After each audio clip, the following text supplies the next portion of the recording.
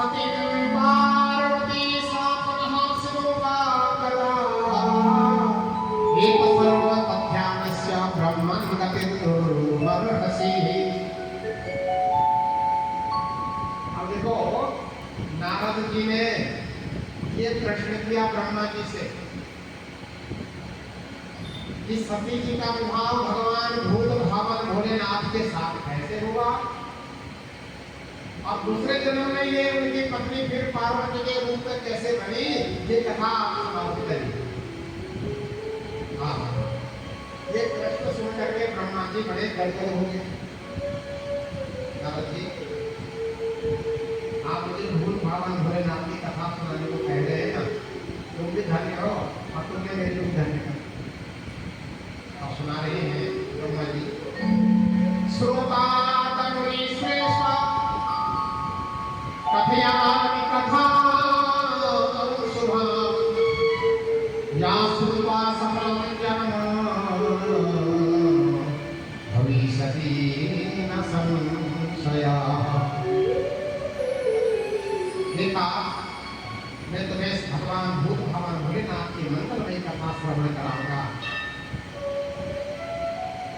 और जिसको श्रवण करके जीवन सफल हो जाता है, इसमें रत्ती भर भी कोई शंका न करे, एक बार कथा तो सुन लीजिएगा आनंद के साथ। तो एक समय की बात है, ब्रह्मा जी कहते हैं मेरे से एक संध्या नाम की कन्या प्रकट हुई ब्रह्मा जी के शरीर से। देखो ब्रह्मा जी ने जब सृष्टि बनाई ना, तो अपने मन से सनक सनातन सनातन सनत कुमार को बनाया। ये 5 वर्ष से बड़े नहीं हुए और शादी कहां से करेंगे।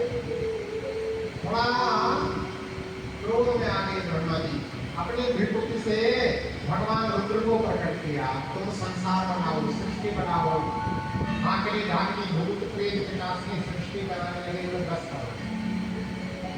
10 ऋषियों का अपने शरीर से प्रकट किया, भृगु अग्नि अंतरा अगस्त पुलहा कर्तु नारदा। 10 ऋषियों को शरीर से प्रकट किया। इनमें नारद जी 10वें हैं, इनका विभाग नहीं हुआ, बाकी 9 ऋषियों का विभाग हुआ।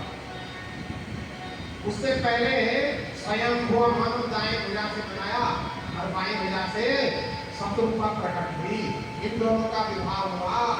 आकृति देवहूति प्रसूति 3 कन्याएं, प्रियव्रत और तात्का 2 पुत्र हुए और धीरे धीरे इसे संसार बना। तो बोले अब देखिए ब्रह्मा जी कहते कि हे पुत्र हे वत्स, एक बार मेरे शरीर से एक संध्या नाम की कन्या प्रकट हुई। अब बोलो तुम मेरे शरीर से प्रकट हुई तो मेरी बेटी कहना ब्रह्मा जी की बेटी हो गई। अब ब्रह्मा जी बोले फिर मैंने क्या किया, अपने शरीर से कामदेव को प्रकट किया। अब कामदेव को प्रकट किया, उसके धनुष एवं 5 बाण हैं कामदेव के। अब कामदेव को जब मैंने प्रकट किया तो उस कामदेव ने क्या किया, पहला प्रयोग मेरे कर दिया, चलो पिताजी के करो। अब कसके करो तो उसने दुनिया को की नहीं। अब ब्रह्मा जी कहते मेरे बेटे कामदेव ने मेरे पे ही काम का प्रयोग किया।